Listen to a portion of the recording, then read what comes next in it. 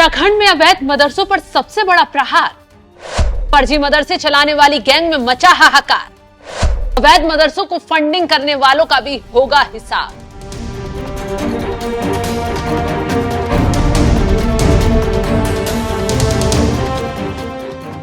नमस्कार, आप देख रहे हैं एनएमएफ न्यूज में आपके साथ शबनम। यूपी से लेकर असम, असम से लेकर उत्तराखंड तक अवैध मदरसों के खिलाफ ताबड़तोड़ एक्शन लिया जा रहा है।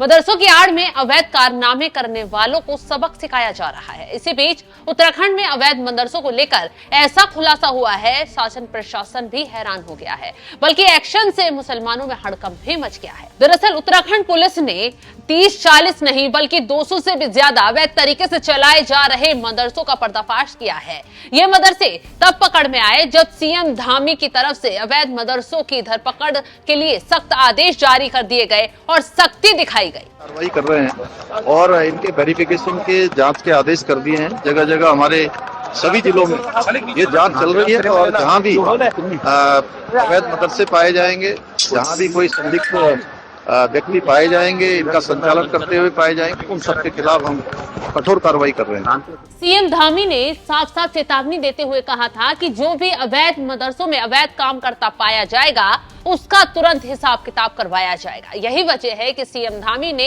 हर उस मदरसे की जांच करने के लिए आदेश दिए जिस पर जरा भी अवैध गतिविधियों में शामिल होने का शक गहराया हो। अब ऐसे में इस बात की भी जांच शुरू हो गई कि पकड़े गए 200 अवैध मदरसों को आखिर कहां से फंडिंग मिल रही थी, आखिर कौन इनका आका बना बैठा था और क्यों इन्हें फंडिंग कर रहा था। सारी जांच पड़ताल तेजी से की जा रही है। रिपोर्ट के मुताबिक उत्तराखंड के 3 जिलों में अवैध मदरसे चल रहे हैं। उधम सिंह नगर, देहरादून और नैनीताल में अवैध मदरसे पकड़े गए हैं। सबसे ज्यादा 129 अवैध मदरसे उधम सिंह नगर में चल रहे हैं। किसी का रजिस्ट्रेशन नहीं है। देहरादून में 57 अनरजिस्टर्ड मदरसों की संख्या है। नैनीताल में 26 मदरसे रजिस्टर्ड नहीं हैं। तो अब इन अवैध मदरसों की जांच पड़ताल के लिए एक जिला स्तरीय समिति का गठन किया गया है। इस समिति में मदरसों पर नजर रखने के लिए जिला मजिस्ट्रेटों की अध्यक्षता में एसएसपी, एसपी और कई बड़े पुलिस अधिकारियों को शामिल किया गया है। यह समिति 1 महीने में रिपोर्ट राज्य अधिकारियों को भेजेगी। वहीं उधम सिंह नगर के एसएसपी मणिकांत मिश्रा ने मदरसों को लेकर जानकारी दी और खुलासा किया। बताया जिन मदरसों की पहचान की गई है उसमें बरेलवी और देवबंदी दोनों मदरसे हैं। ये मदरसे मापदंडों के खिलाफ और अपंजीकृत थे और जिन जगहों पर शक होता है उन मदरसों की जांच के लिए टीम भेजी जाती है। ऐसे में अवैध रूप से चल रहे मदरसों को कहां से फंडिंग मिलती है इसका पता लगाने की भी कोशिश की जा रही है। इन मदरसों में दूसरे राज्यों से आकर पढ़ने वाले छात्रों के बारे में जानकारी इकट्ठा की जा रही है।